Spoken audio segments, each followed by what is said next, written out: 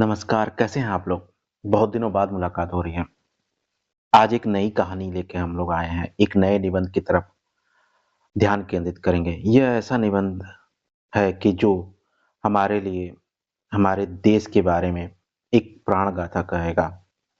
अगर हम गांधी के पुजारी हैं, तो हम सुभाष चंद्र के भी अनुयायी हैं।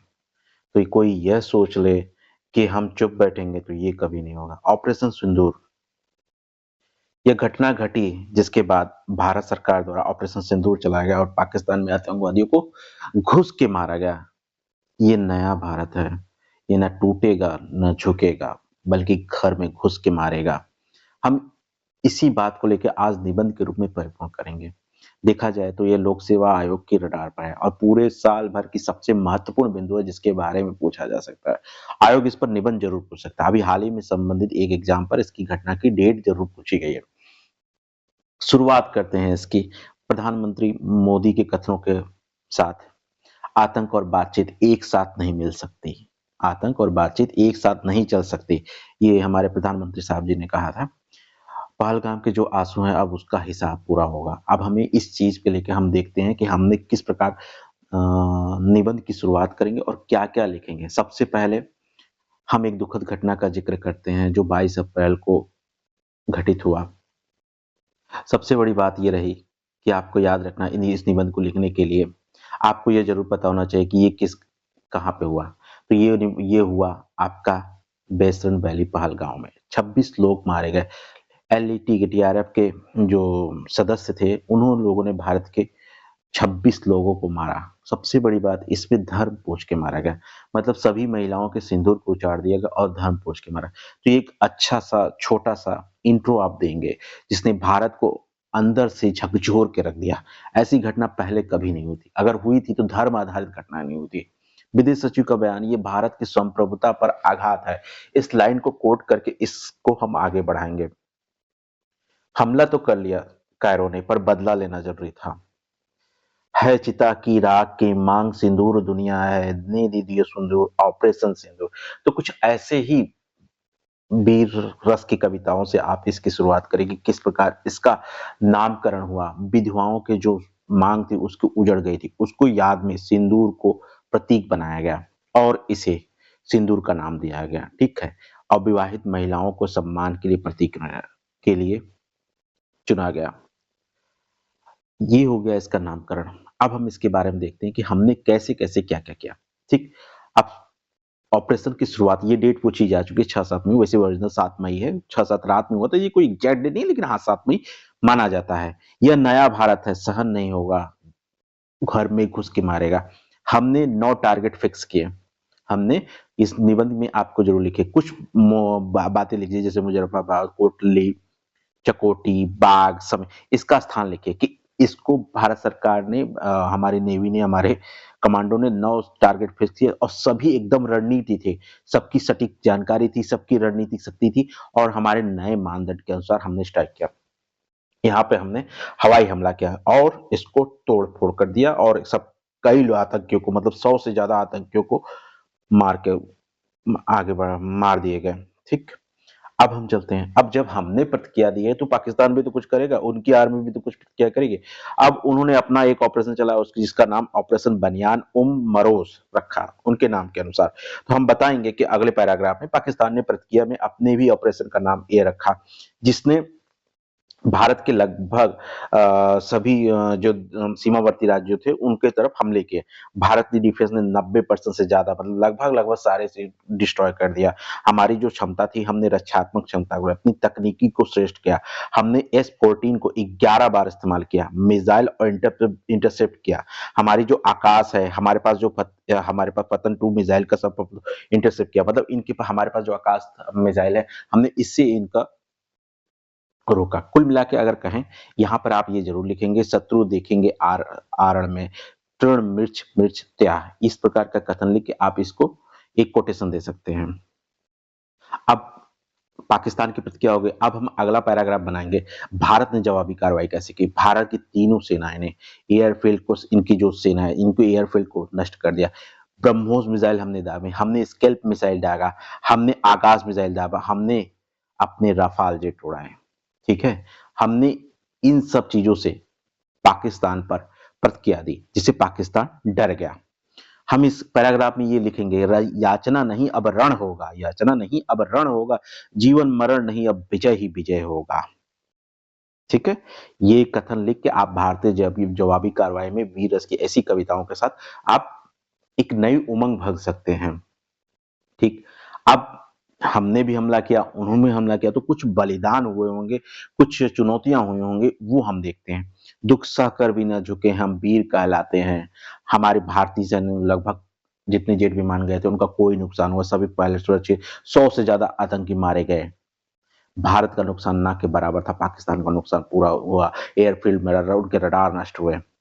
सीरियस अनिल चौहान ने क्या कहा था, शॉर्ट ड्यूरेशन से राजनीतिक उद्देश्य हासिल। हमने शॉर्ट ड्यूरेशन का हमला किया और हमारी जो हम चाहते थे वो हमारा पूरा हुआ। हमने ऑपरेशन सिंदूर का हमने आतंकियों पे जो 26 लोग मारे गए थे उसका बदला ले लिया। ठीक, तो ये पैराग्राफ आप इसमें समर्पित करेंगे। अब हम अगले की तरफ चलते हैं। हमने और कौन से रणनीतिक कदम उठाए। हमने सबसे पहले इंडियन वाटर टेरिटरी, जो इंडियस वाटर था, जो 1960 में था, उसे खत्म किया। भाई अब हम अपनी तरफ से पानी नहीं देंगे, इससे राजनीतिक शक्ति में उथल पथल हुआ, अंतरराष्ट्रीय प्रभाव को हमने दरकिनार किया, हमें उससे कोई मतलब नहीं है। और ये हमारा गैर सैन्य हथियार बना, जो आर्थिक हथियार के रूप में जाना जाता है। सबसे पहले हमने क्या किया, पानी को बंद कर दिया, जिससे यहाँ पे क्या प्रभाव पड़ा, पाकिस्तान की कृषि पर असर होगा, बिजली उत्पादन कम होगा और जनता के बीच दबाव बढ़ेगा। इस चीज को लेकर भारत सरकार ने, मतलब हमारे प्रधानमंत्री जी ने साफ कहा था, पानी और खून एक साथ नहीं। तो ये पैराग्राफ लिख के आप इस कोटेशन के साथ इस निबंध को और चार चांद लगा सकते हैं। आगे चलते हैं। अब जब हमने ये सारी कार्रवाई की, तुरंत पाकिस्तान का डीजीएमओ फोन करता है हमको, भारत सरकार को फोन करता है कि गिड़गिड़ाने लगता है, हमें ऑपरेशन सिंदूर से बहुत नुकसान हुआ, हम आपसे क्या करना चाहते हैं, युद्ध विराम करना चाहते हैं। चलो भाई, हमें क्या पड़ी, हम आपसे युद्ध विराम कर लेते हैं। हमारी सैन्य शक्ति बढ़ी, हमने रणनीतिक श्रेष्ठता दिखाई और अंतरराष्ट्रीय देशों को समर्थन में लिया, तो पूरी तरीके से हमारा जीत हुई। जहां 22 अप्रैल को हमला हुआ, 7 मई को हमने एक्सेलेरेट किया, 8 मई 9 मई में हमने पाकिस्तान की प्रतिक्रिया है और 10 मई में युद्ध विराम। 3 दिन में पूरी कहानी खत्म। देखा भारत के सेना कितनी मजबूत इस समय हो गई है, पाकिस्तान को गिड़गिड़ाना पड़ा। अच्छा, ये रणनीति तो हुई, पर हमने इससे एक सबक लिया। क्या सबक लिया, भारत की सैन्य श्रेष्ठता, मतलब भारत का सैन्य शक्ति देखने को मिला। एयर पावर, हमारा जो हवाई हमले है, वो उसका दबदबा दिखा। त्रिसेवा का मतलब हमारी जो थल सेना, वायु सेना, जल सेना, सबका त्रिकोणीय क्षमता देखने को भी मिला। हमारी सैन्य श्रेष्ठता दिखी, राजनीतिक क्षमता भी दिखी, वैश्विक मान्यता भी हमें मिली। हम इस यहाँ पर ये कह सकते हैं, माँ भारती पुकारती है, वीर सपूतो आओ। तो इस प्रकार के कोटेशन के द्वारा हम इस पैराग्राफ में इस बिंदु को दिखाएंगे। ठीक, चलिए हम अगले पैराग्राफ पे चलते हैं। हमने एक नई डॉक्ट्रिन स्थापित की।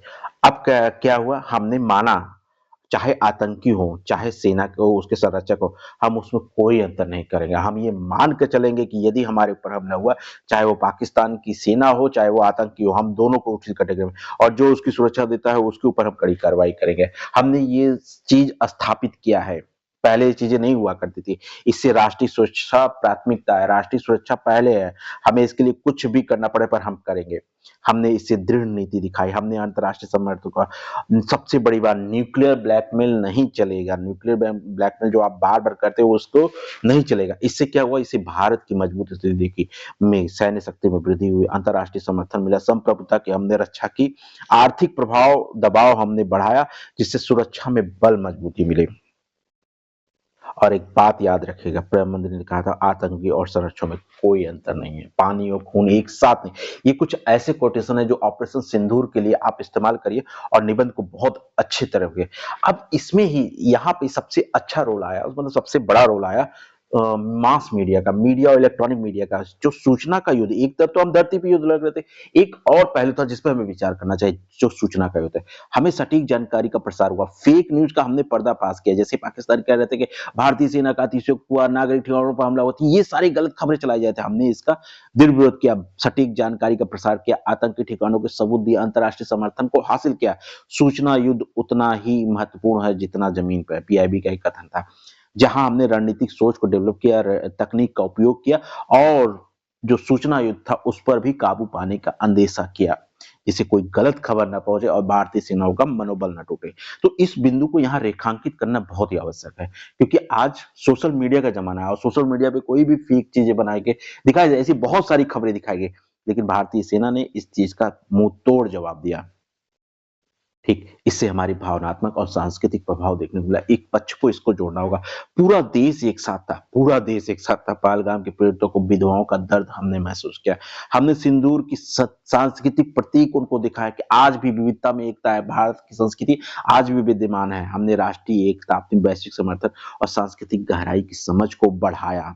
भारत माँ के वीर सपूत हैं, हम वंदे मातरम गाएंगे। भारत माँ के वीर सपूत हैं, हम वंदे मातरम गाएंगे। और ये सब ये सब घटनाएं जो है भारत की संस्कृति को, शक्ति को बढ़ाई, राष्ट्रीय एकता बढ़ी, सिंदूर का प्रतीकवाद मिला, वैश्विक समर्थन मिला। कुल मिला के हमारा सांस्कृतिक और भावनात्मक लगाव उन विधवाओं के साथ रहा जो 26 लोग जिन्होंने अपने सिंदूर को खोया था। इसने भारतीय एकता के एक नए सूत्र का आधार किया। हमने इससे सबक लिया। भविष्य में हम इस चीज को सोच कर चलेंगे कि भारत अपनी मजबूती को नए तरीके से तैयार करेगा। कोई हमला बिना जवाब के नहीं होगा। कोई भी हमला हुआ हम जवाब देने के लिए, आतंकवाद के लिए कुछ नहीं, शून्य टॉलरेंस, तुरंत हमला। अगर आतंकवाद कोई घटना हुई, शुद्ध पाकिस्तान जिम्मेदार हो, तुरंत हमला, संरक्षकों को जिम्मेदार ठहराया जाएगा। युद्ध दृढ़ नीति बनाई जाएगी, अंतर्राष्ट्रीय स्तर पर आपको उथल पुथल किया जाएगा और भविष्य में मजबूती स्थापित करेंगे। हमें जो कदम उठाना पड़े हमें वो करेंगे। सौगंध हमें मिट्टी के, हम नहीं झुकने देंगे, यह देश नहीं झुकने देंगे। कुछ ऐसे मतलब कुछ ऐसे वीर रस की कविताएं आप लिखिए। ये वीर रस की कविताएं लिखिए। वही हमारे आरबी चीफ उपेंद्र कुमार का, ये तो सिर्फ ट्रेलर था, पिक्चर तो अभी बाकी है। तो ऑपरेशन सिंदूर अभी बंद नहीं हुआ, अभी तो ये चालू रहेगा। हमारी सैन्य शक्ति बढ़ी क्योंकि हमने आत्मनिर्भर रक्षा प्रणाली बढ़ी। हमारी विदेश नीति मजबूत रही क्योंकि हमने जो भी बताया मजबूत और स्पष्ट रूप के साथ अंतर्राष्ट्रीय नियमों के साथ रखा। हमने किसी के दबाव नहीं, हमने आर्थिक दबाव को झेला और गैर सैन्य हथियारों का उपयोग किया इस युद्ध के लिए। कुल मिलाकर हमने आतंकियों को रोकने के लिए 5 गुना क्षमता बढ़ा ली है। 24 घंटे 7 निगरानी रख रहे हैं और राष्ट्रीय एकता हमारी 100% रही। इससे हमने ये वो संघर्ष सीखा।